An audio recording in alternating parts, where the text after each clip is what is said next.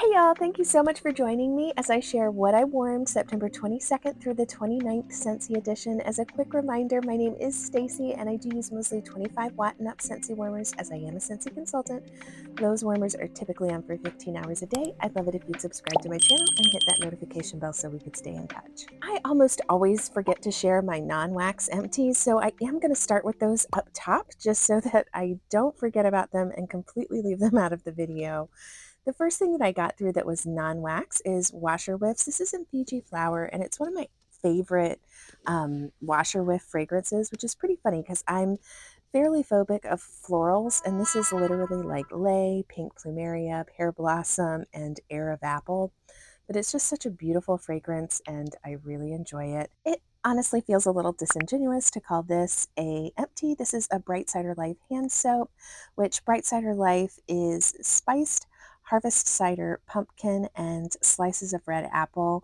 I love this in wax. It's a Scentsy heartbreak for me. I would add it to my club today if I could, and I would snap it up if it popped up in clearance. It's a beautiful fragrance, and I really do enjoy it in hand soap. But I will say I just added this to 3 foaming hand soap dispensers, so it is empty. It is going to the recycle center, but the soap that was inside I am actively using.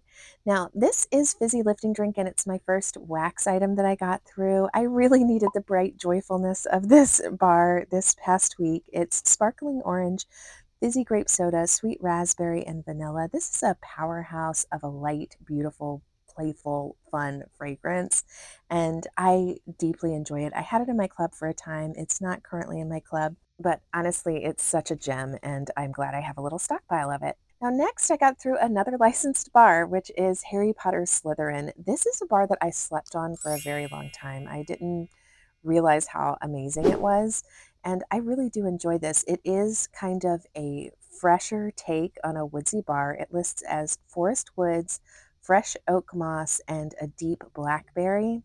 I don't particularly pick up the blackberry as a forward note, but it does provide a sweetness. Primarily, I get that oak moss, and it's just a vibe. Speaking of vibes, last week I needed all the comfort melts, and this is one of my favorite comfort melts. This is Marshmallow Mint Cocoa, and it's another Scentsy Heartbreak. If I had had a club way back when, this would have been in it.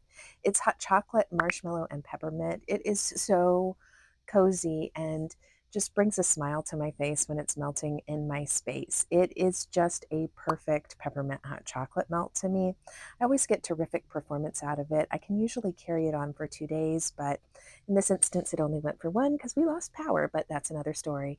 Now, I did also melt Halloween Town last week, and I was super excited to try this one because I did not remember it. And it's possible that I never tried this when it was out originally because I am fairly avoidant of licensed bars, even though it's surprising to me because I really do enjoy Nightmare Before Christmas stuff. But this is cranberry, apple, and spiced cedar wood, and it is glorious. I am so glad that I have a couple of those bars. Speaking of bars that I waited too long to try, this is my first year trying the Sanderson Sisters. It's so beautiful. It has blackberry, black plum, forbidden cherry, a splash of spiced vanilla, and leaves. Like, I love all of those scent notes and I love them together. The performance on this is amazing. It's really great. I got 2 beautiful days out of it, and there's just something very magical about the blackberry, plum, and forbidden cherry mixing in with those leaves and spiced vanilla. Excellent fragrance. I also melted through Vanilla Chestnut. This is the scent of the month that's coming in October. It lists as creamy chestnuts, sugared spice, and vanilla woods. I will say this is a warm and cozy, atmospheric bar. It's on the light side of medium to me, but it is very room filling. So I think the throw is great on it. For me, I did find that I wanted to layer this with other scents, and that could be the time of year that it is.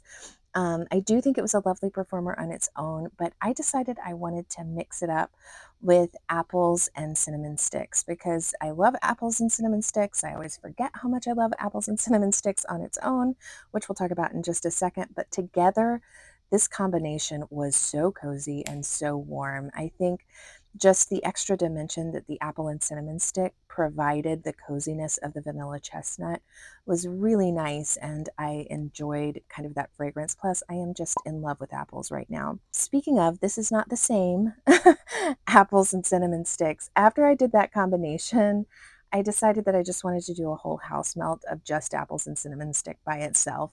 I love this fragrance and I always forget that I do. It's apple peel, spiced white pumpkin with a touch of oak, and it's just so cozy. It is a cozy, beautiful apple scent that is not overly sweetened. It's just a beautiful spiced apple. Now, this is just the opposite of that in so many ways, but it is also proof that I was apparently last week so team apple.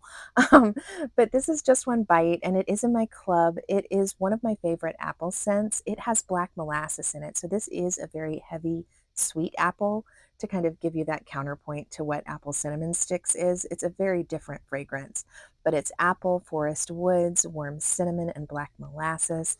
So beautiful and so cozy. I love that one. Now, this is a bar that is more of an occasional melt for me. It's not a super love, but I do always enjoy it. I use just 2 cubes of this because I only use 2 cubes of this at a time. It's such a powerhouse. It's a really strong performer and it will go for days in my home. It's Frosty Air. It lists as sweet citrus, lily of the valley, and frosty air. And it really, to me, communicates like a fresh laundry scent, but it's not astringent. It's beautiful, and I really do enjoy it.